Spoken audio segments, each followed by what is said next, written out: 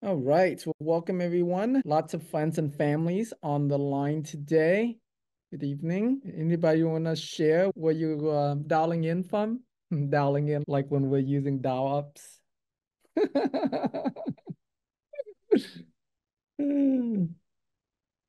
Okay. Anyone here even old enough to know about dial ups? Kevin raised his hand. Okay. All right, we'll give it a couple minutes here and then we'll get started. Hope you all staying warm. I see Michael Guthrie. Hello. Thanks for joining us. Have fun having fun with us. Kevin. Let me see here. I'm like scrolling. Let's see. Welcome, Jeraine. Welcome, Wailisha. Welcome, John De Lara. Welcome. Welcome, Jeanette. Welcome, Marlon. Welcome, Zane. Welcome, Angel. Okay. All right. Okay. Team, you want to say hi real quick before we start? Good evening, everybody. Yeah, good evening as well. This is John, and I am dialing in from Portugal. There you go. There you go. Don't you Hello, love? everyone. Thank you for spending your evening with us. Yep. So yeah, so we'll go ahead and get started. What we did is just so that way we don't have any glitches. We actually recorded the video for you ahead of time. So we're gonna go ahead and play the video, and then after that, after it ends, we'll open up for Q&A. So as we go along on the video, if you have any questions, go ahead and type it in the chat. And then after the webinar ends, we're gonna open up and answer all of the questions in the chat, okay? I know it's about taxes, and so some of this stuff might be a bit technical, but yeah, just ask as much questions as you have in the chat, and we'll answer all the questions for you. And we won't leave here tonight until all the questions are answered. So I know it's 1 a.m. Portugal time for John, but he's willing to stay until 5 a.m. So you guys have 4 more hours to go. Uh, so yeah, I'm gonna go ahead and start us here. Welcome to our masterclass on unlocking the tax benefits of real estate investing. My name is Tim Mai. I have been investing in real estate for almost 22 years. I've invested in single family home and land and multifamily, transacted over $50 million of real estate. I'm currently a passive investor as well as an active general partner in over 3,800 multifamily units. One of my passion is financial literacy for young people. So I am one of the co-founders of a program called the Teen Millionaire Challenge, where we teach young people about entrepreneurship, about real estate investing.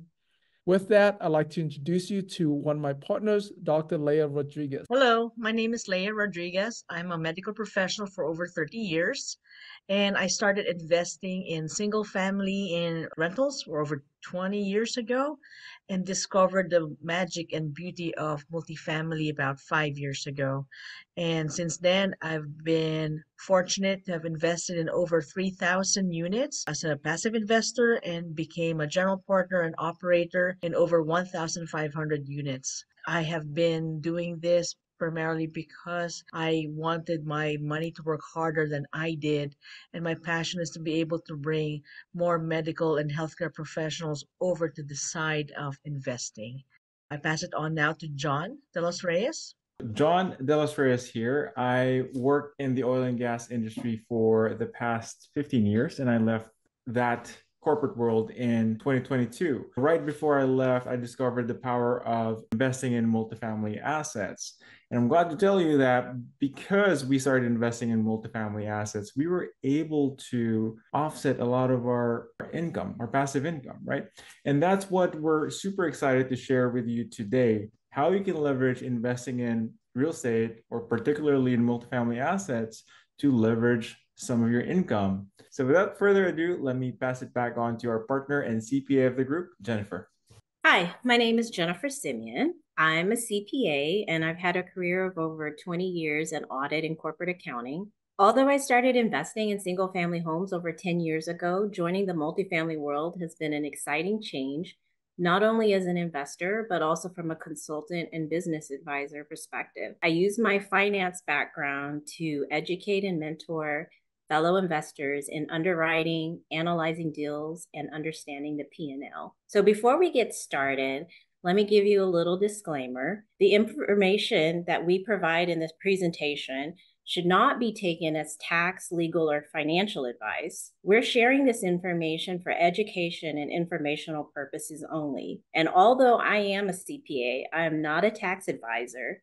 So you should definitely consult your accountant to identify the strategies that work best for your personal situation. My goal is to give you enough background and insight to enable you to ask your advisors the right questions.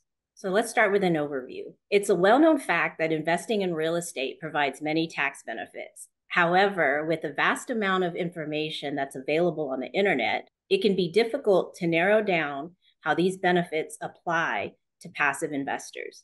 In this presentation, we're going to explore the primary tax advantages of real estate investing, specifically those that pertain to passive investors. Passive investing in real estate is typically done through syndications and funds. And so you may be wondering, what exactly are syndications and funds? So real estate syndications are where multiple investors partner together to purchase and manage real estate properties. Syndications include general partners, which are typically the active managers, and limited partners, which are typically the passive investors. And real estate funds are where investors pool their capital to invest in such projects, such as syndications, typically as limited partners. Real estate funds can sometimes invest in multiple projects, providing an opportunity for diversification. So the Hero Wealth Fund is an example of a fund. So let's take a look at the most common resources of income from real estate syndications. First, we have rental income.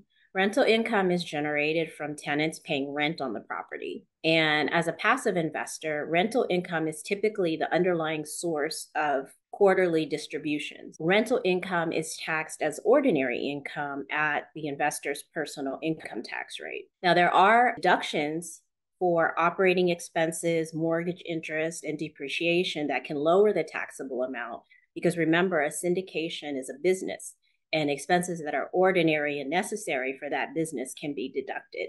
So the next source of income is profits from sale, which are also known as and taxed as capital gains. So capital gains come into play when the syndication property is sold for a profit. These capital gains are typically classified as long-term because the investment is typically held for longer than a year, and the long-term capital gains enjoy lower tax rates, 0%, 15%, or 20% based on the investor's income level. Some other sources of income include depreciation recapture. So depreciation recapture is the IRS's way of recouping taxes from deductions that were taken from depreciation when an asset is sold. So this isn't income from a cash perspective, but more from a tax perspective. The maximum tax rate for depreciation recapture is 25%. And another source of income that I want to mention is refinancing proceeds. So a syndication may choose to refinance the property and distribute some of the cash out proceeds to its partners. These proceeds are typically considered a loan or return of capital and are typically not taxable. So on the other hand, when compared to depreciation recapture, refinancing proceeds are more of a cash flow income as opposed to a tax income. So when it comes to investing in real estate, there are many benefits to consider. Two of the most significant benefits are depreciation and the ability to defer capital gains. So while these benefits are great, there's also some important considerations to keep in mind. One such consideration is the passive activity loss rules. So these rules limit the amount of losses that can be deducted from passive activities, which includes rental properties. It's important for investors to understand these rules and how they impact their tax situation. By carefully weighing the benefits and considerations, investors can make informed decisions when it comes to investing in real estate. So we'll look deeper into all three of these concepts in the following sections. So first, let's begin with depreciation, a real estate investor's best friend. In accounting, depreciation is used to allocate the cost of a tangible asset over its useful life. In business, depreciation reflects the decrease in value of an asset over time due to factors like wear and tear, age, or obsolescence. From a real estate tax perspective, depreciation is a significant deduction that allows you to deduct the cost of buying and improving the property over its useful life. Depreciation is a non-cash expense, meaning it reduces profits on paper and in some case can create a paper loss, but actual cash may not have been spent in the year that the depreciation is claimed. So most importantly, depreciation reduces a company's taxable income, thereby lowering its tax liability. Cost segregation is an analytical process that identifies and reclassifies property assets to accelerate depreciation. It breaks down a building into different components and classifies certain parts as personal property or land improvements. The purpose is to accelerate depreciation deductions because personal property and land improvements typically have a shorter depreciation life, for example, 5, 7, or 15 years, compared to the longer life of real property, which is typically 27.5 or 39 years for residential and commercial buildings, respectively. Bonus depreciation. So bonus depreciation allows businesses to deduct a substantial portion of the purchase price of eligible business assets in the year they are placed in service. Bonus depreciation applies to new and used property acquired prior to January 1, 2027, with a recovery period of 20 years or less, such as machinery, equipment, computers, appliances, and furniture. Property that was acquired in 2022 qualified for a 100% bonus depreciation, while property acquired in 2023 qualifies for an 80% bonus depreciation. That amount reduces to 60% for 2024 and further reduces by 20% each year after that until it's completely phased out by January 1, 2027. So some of the benefits from depreciation: real estate investments can act as tax shelters, allowing investors to offset passive income with paper losses from depreciation and other expenses. As a passive investor in a project that has performed a cost segregation and taken advantage of bonus depreciation, there's a high likelihood that you're going to receive a K-1 reporting a paper loss for the first year of your investment. So this paper loss can be applied against any rental income distributions that you receive in the current year and in future years, essentially making those cash distributions tax-free in the year they were received. So now that we've looked at the benefits of depreciation and learned that taking advantage of bonus depreciation can create passive losses, even on cash flowing properties, let's take a closer look at the IRS rules on passive losses. A passive activity loss occurs when total losses from all of your passive activities exceed the total income from all of your passive activities. Rental income is generally passive unless specific criteria for real estate professional status or active participation are met. Passive activity losses can't be used to offset income from non-passive activities. However, if investors actively participate in the real estate activities, they may be eligible to deduct up to $25,000 in losses against their ordinary income. But this benefit begins to phase out for taxpayers with a modified adjusted gross income of over $100,000 and is completely phased out with such income of over $150,000. The big benefit is if an investor qualifies as a real estate professional, their rental income can be classified as non-passive. If an investor qualifies as a real estate professional, their rental income can be classified as non-passive. This allows them to deduct all rental property losses against other types of income, which is not permitted under normal passive activity rules. Any disallowed losses are carried over to future years when they can't be fully used in the current year due to the passive activity loss rules. Benefits from accumulated passive losses can provide several potential benefits, particularly from a tax perspective. These benefits include reduced taxable income, offsetting future income and gains, as well as active participation benefits, such as achieving the real estate professional status. So let's spend a little time talking about real estate professional status. As a real estate professional, rental income, which is typically passive income, can be classified as non-passive. This allows real estate professionals to deduct all rental property losses against other types of income, such as W-2 income, which is not permitted under normal passive activity rules. So an investor can claim real estate professional status by meeting three primary requirements: material participation in a real property trade or business, spending 750 hours in this business, and spending more than 50% of their time working in this business. If you file a joint return, you wouldn't count your spouse's personal services to determine whether you met the preceding requirements.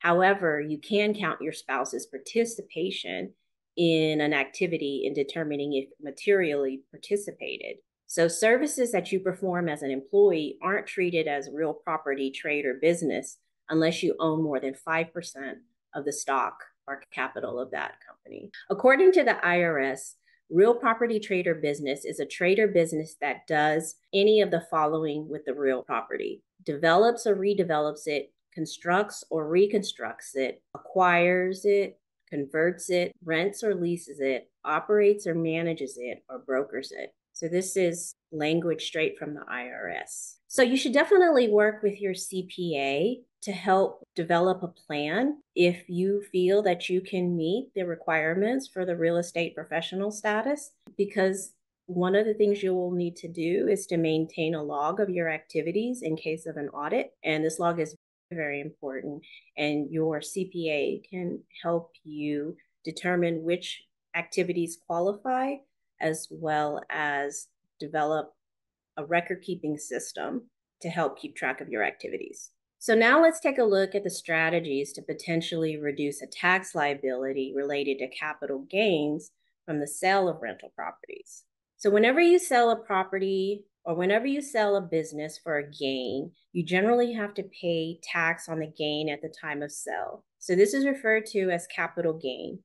While long-term capital gains are taxed at a lower rate, lower than our ordinary rate, it's still a cost that reduces your profits and your cash available for reinvestment. So thankfully, there are strategies available that can help investors defer those taxes. So the first one we want to talk about is a 1031 exchange, which is named after the section 1031 of the U.S. Internal Revenue Code. The 1031 exchange offers real estate investors a unique opportunity to defer capital gains taxes on the sale of a property, provided that the proceeds are reinvested in another like-kind property. 1031 exchanges can be a valuable tool in growing your investment portfolio.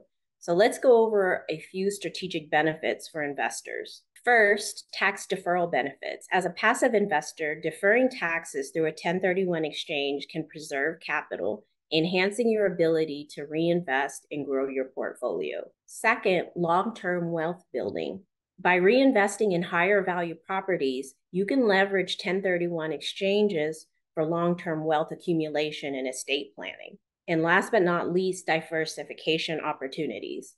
Investors can improve diversification of their portfolio because 1031 exchanges allow investors to transition from one type of property to another, such as residential to commercial, or from office buildings to retail spaces. So investors can also move investments from one geographic location to another. And so this allows investors to capitalize on emerging markets or shift away from declining ones. So to qualify for a 1031 exchange, both the relinquished property that you sell and the replacement property that you buy must meet certain requirements. First, both must be held for use in a trade or business or for investment, and both properties must be similar enough to qualify as like-kind property is property of the same nature, character, or class. Quality or grade doesn't matter, and most real estate will be like-kind to other real estate. While a like-kind exchange does not have to be a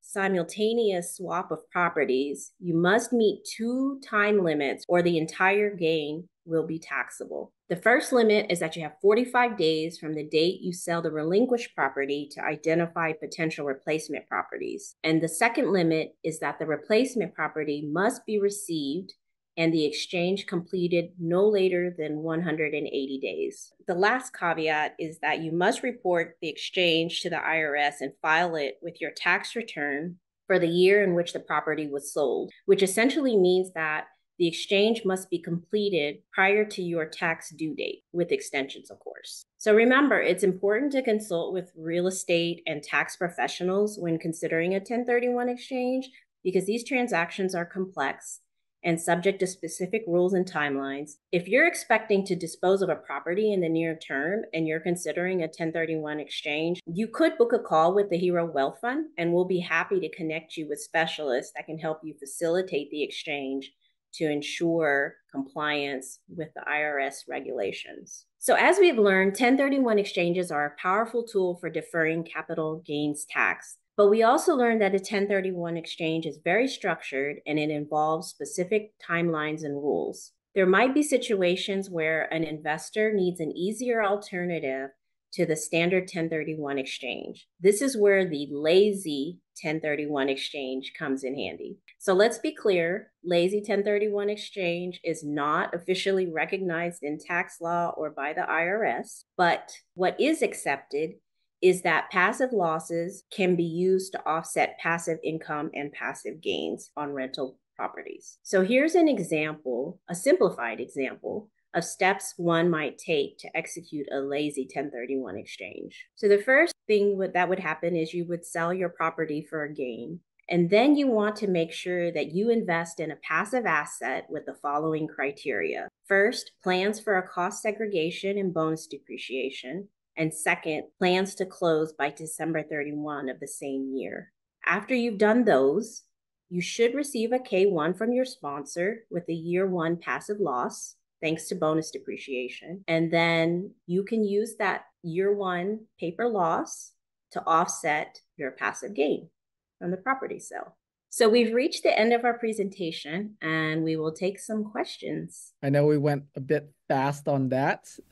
Okay, Marlon asked, what is the benefit of accelerated and bonus depreciation if they are recaptured at sale? So I would say that the benefit is basically just the immediate impact that it has to your taxable income.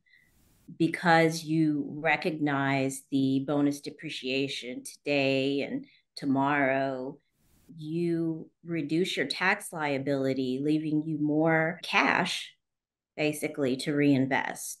And so when you're doing that, you're getting a quicker, faster return on your investment funds. Yeah, and I would add to that too. You're basically using the money that you would have paid to the IRS and use that money to build your wealth with while you're deferring that, right? While you're delaying that.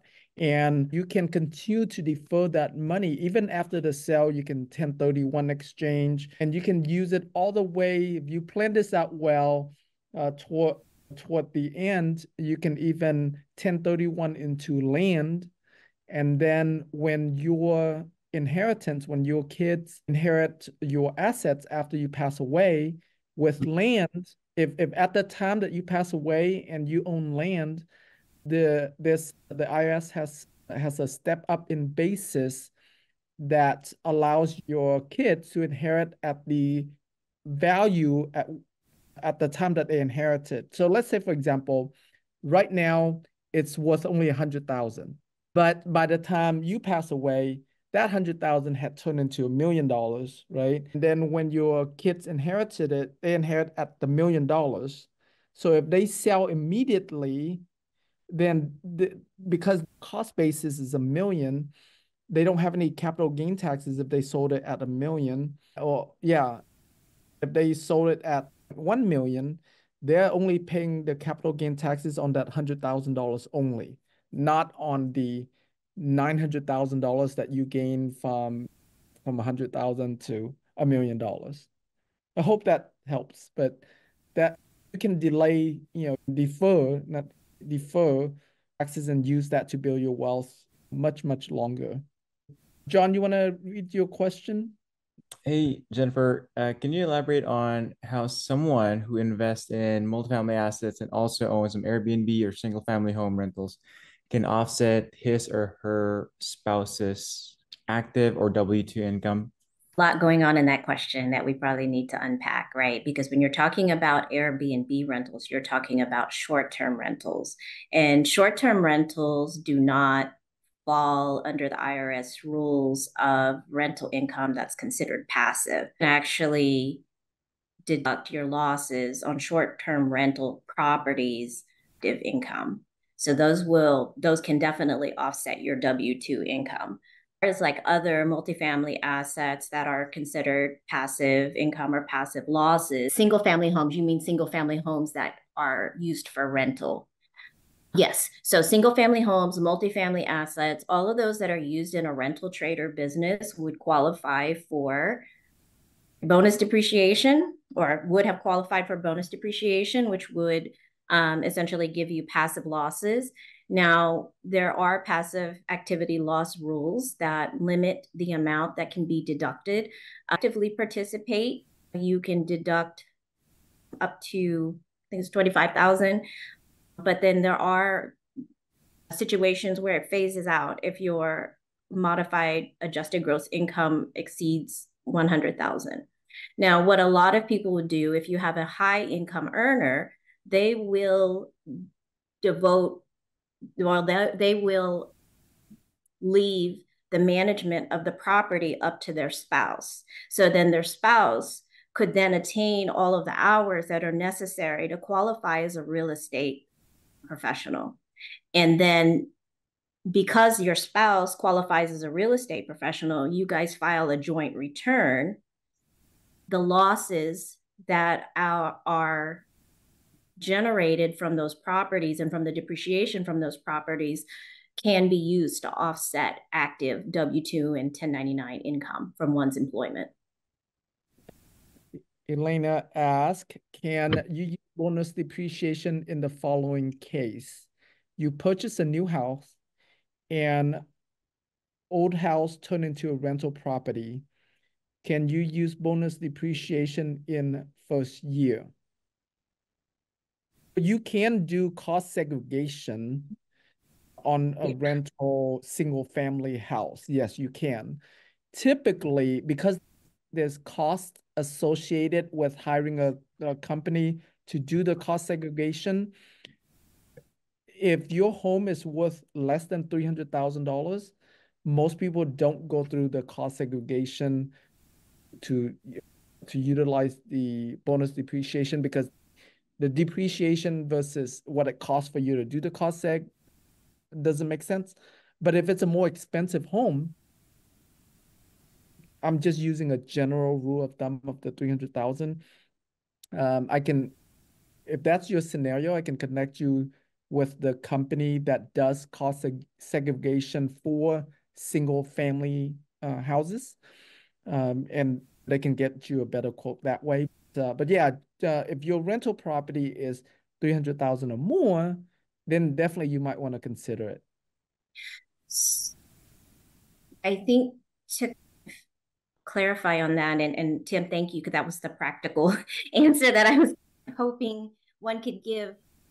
But yes, with the cost segregation study, basically what you're doing is you are chopping up all of those assets and putting them in buckets with different useful lives. So instead of depreciating it over 27.5 years, now you're able to accelerate depreciation on those. So even if you weren't able to take advantage of bonus depreciation or Section 179 or whatever, because the asset wasn't technically purchased in that year, you would still get to utilize those new property lives, useful property lives. And I think Elena has a follow-up question. Can she do a cost segregation herself since she's an accountant? I don't think so. I think typically these are done by licensed engineering firms. Yeah. They may not hold enough water. That's a good question, though. Yeah. Yeah, it's a good question. Yeah. All right. Let me see here. Kevin asked, is the market to buy a passive investment liquid dynamic like buying some stocks? Basically, anytime purchase such to offset the amount gain you need. It's definitely not, there are always opportunities to invest into a real estate asset. It's not liquid like the way stock is, your investment, but there's always new opportunities depending on how many operators that, or if you use a platform like Realty Mogul as an example, where at any given time they have hundreds of listings of potential properties that you can invest in passively. And so your investment is not liquid where you can buy and sell. You can liquidate your investment quickly, but there's a lot of opportunities that you can invest in. Does that answer your question, Kevin? Yeah, if I can follow up, that was that I thought came to me during the lazy 1031 exchange, where it sounded like you're gonna if you catch yourself selling a property and you have a gain, don't worry about it. Now go find a passive investment with that accelerated loss that you can offset it. So I just didn't know if it's that easy to just know you'll find one. Like just don't worry about it, do the gain, and you'll go find an investment to offset it. Yeah, I think it's just a matter of timing. The, for instance, the Hero Wealth Fund, we closed 3 different deals with our investors in just the month of December. I think as long as you're connected with people who have good deal flow, yeah, there's will we like can help you. A capital allocator can help you identify deals that will match up to your situation. Yeah, Thank good you. answer. Yeah. We have a question from John Delara. If this is your first attempt in this kind of passive investing in rental properties and you don't have any rental passive income yet, how will that benefit you, especially if you are considered a high income earner? So I'm guessing a W-2 job. How will it benefit you if you're considered? Okay. The first thing, and probably first and foremost, is you're going to start generating passive cash flow. And because you're still going to get the benefit of passive losses from depreciation or bonus depreciation, that cash flow is essentially going to be tax free in the year that you receive it. So I would probably say that for someone who's a high income earner, that is the biggest benefit because you don't if you are already in a high tax bracket, you're very cautious about adding income that's going to push you to the next bracket or just continue to be taxed at that high rate. If you are able to invest your savings or whatever into these real estate deals, you'd essentially be creating tax-free cash flow. Yeah, and then I'll add to that too, John. John, you're not limited to just rental property type of income. The it could be from you any kind of passive investments. It could be from your stock investments, from royalties that you get. Any type of passive investments you can offset against that. And then also too, depending on what you do. So for example, we had an clients of ours who has a construction business. And so he's working within the real estate industry and he provide the construction service to developers. And we had a conversation with him and his CPA. He was able to qualify because he was working closely in the real estate space. He was able to qualify, even though it was not rental incomes that he was receiving. And he wasn't real estate investments. He was able to qualify to be a real estate professional just because his main business deals with real estate full time. And he also does consulting for the developers that he works with. And yeah, there was several things. That is a conversation to have with your CPA to dig deeper. If you're doing anything relating to real estate, or if you have any type of passive income, regardless if it's rental or some other type of passive income, yeah, talk with your CPA to dig deeper and if you qualified for that.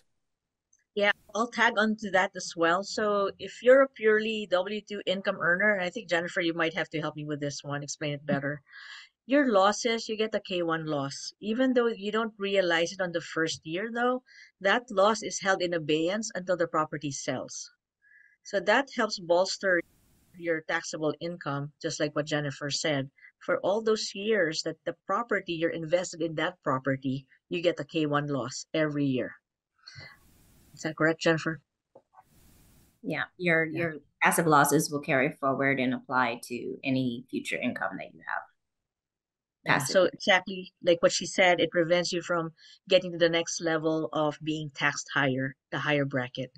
So that helps the K1 losses, paper losses. All Thank right. you. Okay. Anderson, before we go to you, we're gonna do the one in the chat first since they put it in before you. So just a second there. This is from Elena. Does a rental house have useful life 27.5 years or 39 years? Oh, Jennifer, you already wrote the answer to that. That residential is 27.5 years and commercial is 39 years. Okay. Is there a red flag if you sell after doing bonus depreciation? No, the IRS, it's written, I mean, it's allowed, so no. Okay. Yeah. Yeah, and that's where we talk about the question from Marlon earlier about recapture at sale. So there will be a recapture, not a red flag. There will be a recapture. However, you can 1031 exchange that recapture in. So not a big deal. Yeah. All right, Lily asked, have you ever worked with foreign clients from Mexico and Canada that invest remotely in the US? Can these strategies you mentioned be used by foreign investors? If they have a US business, they still have to pay US taxes. So the business deductions would continue to reduce their tax liability. I think the difference may be that from a personal tax perspective, depending on how their business is set up, I think I personally do have clients that are from a different country and their businesses are set up as corporations. So the taxes don't flow through to them personally. Yeah. Yeah, the rule here has to do with US IRS. Whatever tax that they filed with for their business here in the US, then it's applicable to them. But if they're filing taxes outside of the US, then these rules we talk about here doesn't apply to them because it's specifically for US IRS. Yeah. Yeah. Thanks for summarizing that. I was starting to go on a whole different tandent. Anderson, go ahead. Hello, everyone. Anderson, my beautiful wife Sandra here. Hi, Hey, Sandra. John. Hi. Hi, guys. Thank you, Jennifer, and all the team for sharing this information. Amazing. Very good, like golden nuggets there, and learning a lot from the questions and answers as well. My question is, my wife is, so Sandra is a real estate professional, licensed real estate professional here in Florida. Twofold my question. How do we stay out of trouble with CRAs can we Like, live are we here? in Canada? I thought we were in Florida. I mixed it up. Sorry. With IRS, I believe we must, it's a must to have a log, right? who you're visiting, mileage, names of clients and everything, right? So it is a requirement to have some kind of documentation system. They don't really say, how it can be documented. It can be in a calendar, but yeah, you're going to have sufficient level of detail to show that you're actively participating, that you're materially participating, and that it pertains to a real property trade or business. Most people use their calendars. If you have a timekeeping system, that's good as well. You could also just use a spreadsheet or a journal. Okay. And the second part of the question, or second question is, so we work together in the real estate investing and helping clients, showing clients properties and so on. How to maximize the benefits on my side? Is that only applicable to her? We have to do a joint tax return. How can we maximize the real estate professional hours? Yeah, if she qualifies as a real estate professional and you have active W-2 income or income from a W-2 job, the only way that you would be able to take advantage of that would be to file a joint return. Yeah, that is definitely a requirement. You would need to talk to your CPA because there will be some things that you need to do. One, you actually need to have ownership in the property trade or business or in the properties. So that's, one caveat where and if you have multiple properties, you would need to make a grouping election. So there's a lot of different caveats to it that have to be considered and applied because grouping may or may not work for your situation, or it may actually help. Yeah, so there are definitely things to talk about with your CPA. But to answer your question, yes, you would need to file a joint return in order to take advantage of the rental losses that will now become active losses under the real estate professional status. Oh, okay. I'm gonna say not will, but could. Could. You still have to qualify, yes. Okay. Thank you so much, Jennifer. Thank you. Hey, thank you. Thank you, Anderson. Hey, Jennifer. John Delara has a follow-up question. Is this type of investing the same as REITs? So I just searched on ChatGPT for the answer for that. Okay, you can take it, Tim. I'm not invested in REITs. You read about them. Go, Tim. Yeah, goodness for ChatGPT. The answer is no, it does not. So it turns out your investment in a REIT is considered as a personal property and not real estate, like a personal, yeah.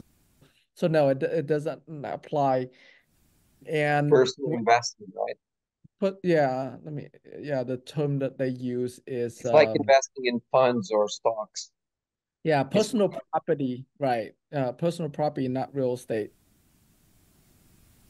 And so yeah, it doesn't apply. And also too, when you are 1031 exchanging into an asset, you have to be it's called a direct investment, meaning that your 1031 has to have ownership of that asset. And so you have to find, let's say you have sold a property, you're taking that money, and now you're going to 1031 exchange it into a property.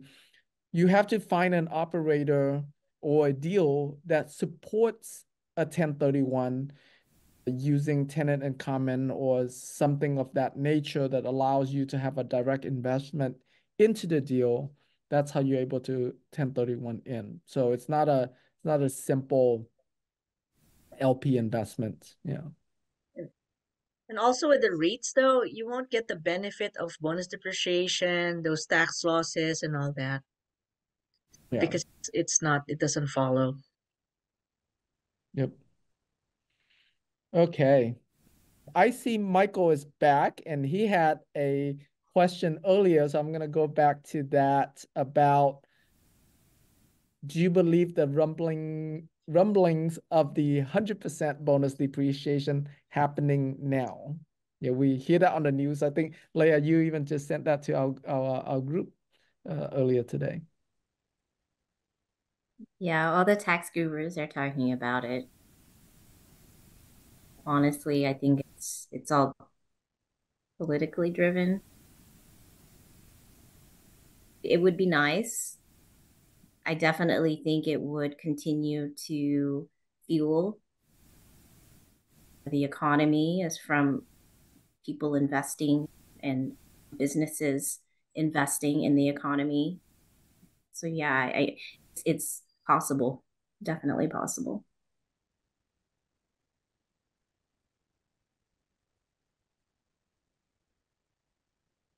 Hey, Jennifer, so Lily has a question here. What countries are your foreign clients from? Do they invest in the US remotely from their country, or do they have citizenship or something like that? So these are my accounting clients and consulting clients. These are not like my investor clients. But no, they don't have citizenship. Yeah, I've seen several different structure. There are people who'll set up um, their LLC here in the US, and so they send their money to the LLC in the US and then invest from the US. That's the simplest way to do it. So if you have a foreign investor and you can help them structure it that way, that's going to be the cleanest for you because from your perspective, the LLC that's investing in your syndication or your fund is not a foreign entity, it's a US entity. So there's nothing that you have to do, no foreign investor laws that you have to worry about when it's a US entity that way. Now, if they're not doing it that way, if they are really transferring their money directly from their country over here to your investment, then you will definitely need an international CPA that understand international tax laws uh, to help you navigate that. And yeah, and I'm sure uh, it's also different from country to country as well. So you have to find someone that knows the laws, the tax laws for the country of where your investors is. And like I was researching this from my sister in Vietnam as well. In Vietnam, it's very hard to get money out of Vietnam.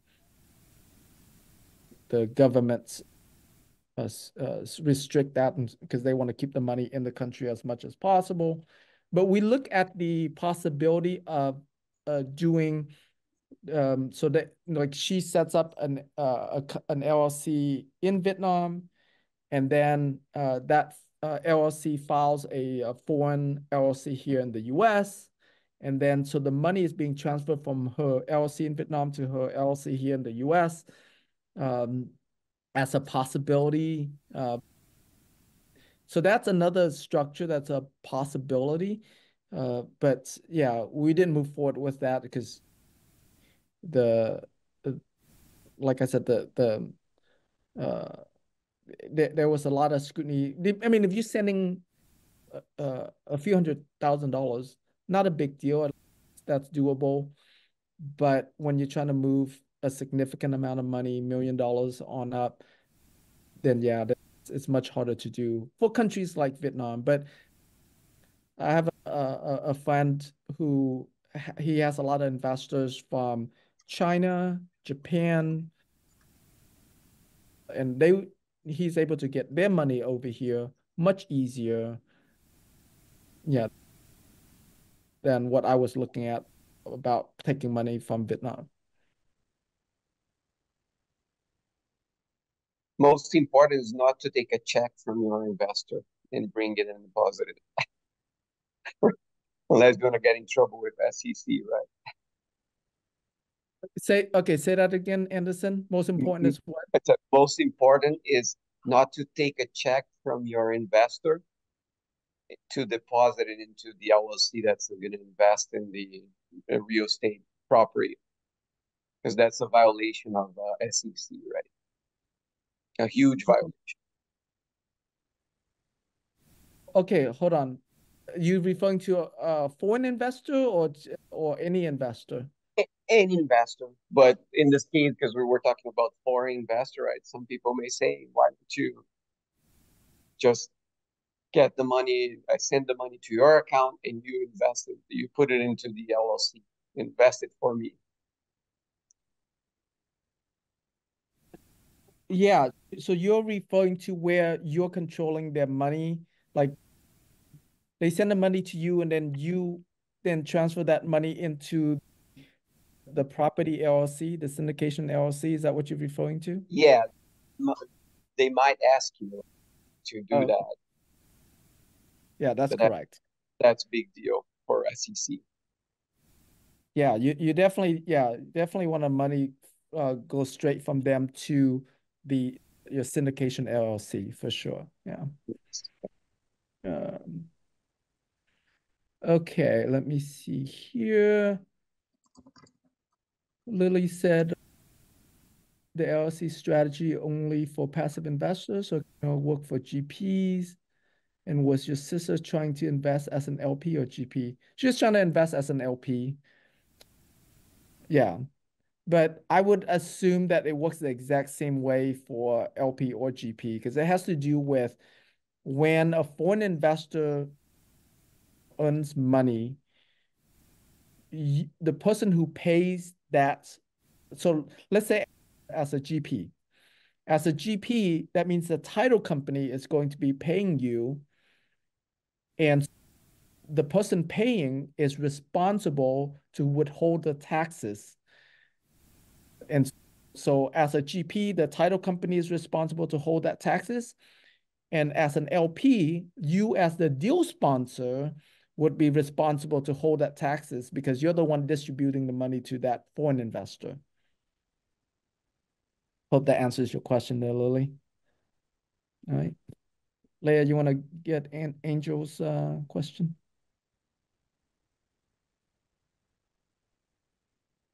Oh, yes. So from Angel, can bonus depreciation be applied to single family properties you are purchasing on a sub two or multifamily? I'm guessing multifamily. I guess there's a big question mark there too. Definitely for multifamily. Yeah, because that's what we've been talking about, or at least that's been the muse for this entire presentation. But as far as like sub two, I'm assuming that means like subject to Existing. financing. Yeah. Yeah. Yeah. You can do bonus depreciation cost seg on any type of property, whether it's single family, multifamily. It's not so much of the property type. It has to do with the cost associated with doing the cost seg. That's why you don't see cost seg being done as a common thing in the single family home space. But these days, it will be more common is because it's hard to find a home under $300,000 these days, right? And because the cost of housing is so much higher now, we will see cost segregation being done more regularly, more common in the single family home space moving forward.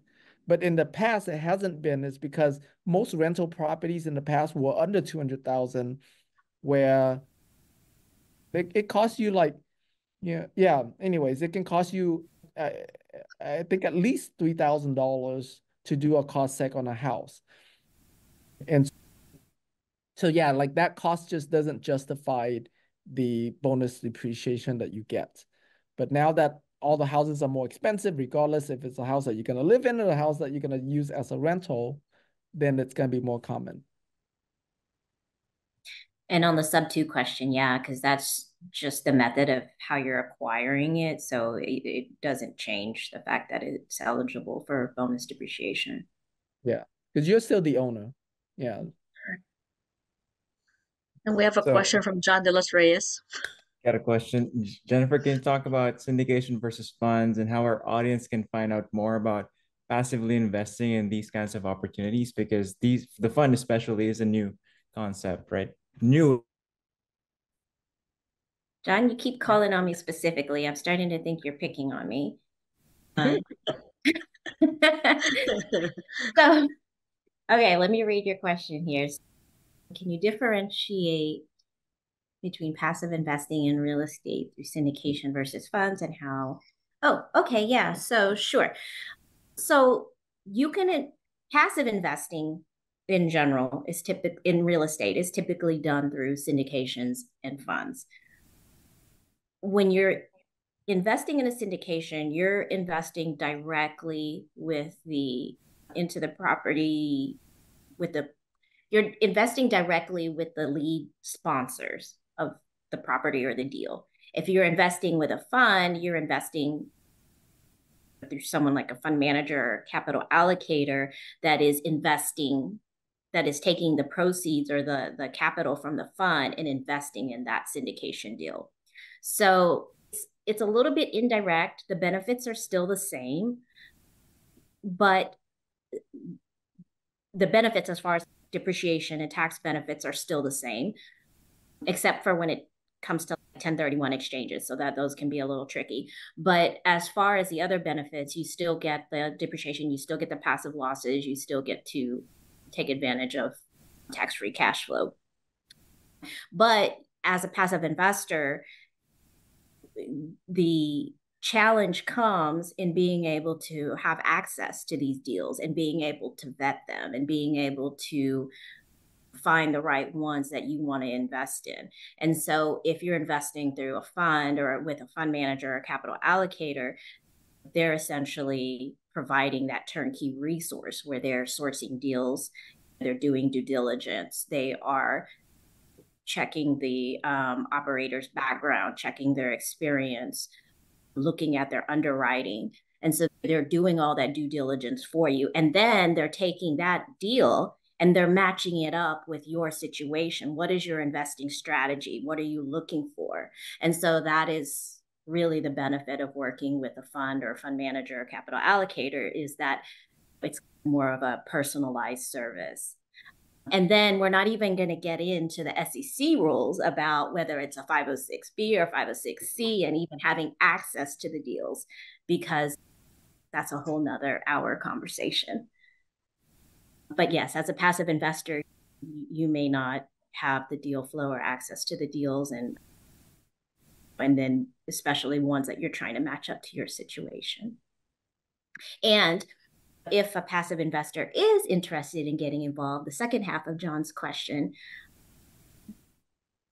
how can they learn more about these passive investing opportunities? So the first thing you want to do is get to know people who are fund managers or even syndicators, but fund managers, because that's what we are. So if you're on our mailing list, we can send you emails when we have deals that come up.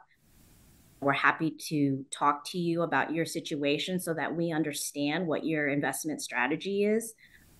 You should see a link that you can book a call with one of us. And yeah, that's essentially how you would get started with these opportunities.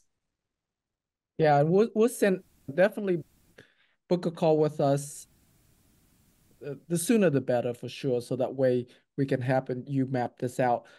You'd be surprised what happened at the end of the year. The last weekend, the even up until the evening of December 31st, we have investors scrambling to try to deploy their money before the end of the year. Please don't do that. Plan it ahead of time. Consult with us so we can plan it out. Especially if you're expecting any kind of having a sale of a property this year, that one of your investment might go full cycle this year, or if you have an exit of a company or anything like that, let us know as soon as you can, so that way we can help you identify the right asset to put you into. Yeah, it very interesting what happened. But and then also too is sometimes like one of our investors, he he sold his company. It was the month December, so it wasn't like he wasn't trying to plan ahead of time. But it also happens that the sale of his company closed in December, and so he had to quickly find a way to reinvest that money. So there's that situation. We can understand that, but uh, the sooner we know and the sooner we can plan for it, the better. Okay, let me see. And yeah, we will send out the recording. So if you guys need to watch this over, you'll have that. What is the best contact? Leah or John, can you when we'll send out the link for booking as well, so that way you can book with us. I just texted Alana our email addresses. Can we maybe put our Calendly link in there too? Yeah. Or maybe the website link. I don't know if that can take them to a Calendly link. Yeah, let me see here. It should. So John will, because John has that link, so he'll put that in for us. Okay. Any other questions? You guys enjoyed today? Was it helpful? Was it valuable? Yay, taxes. I don't know about that. I don't know if we need that get that excited about taxes. Open for the new taxes. Yes. Thank All you so right. much. You know how there's a saying says all my exes live in Texas. For us, it'd be like all my exes pays taxes, but not us.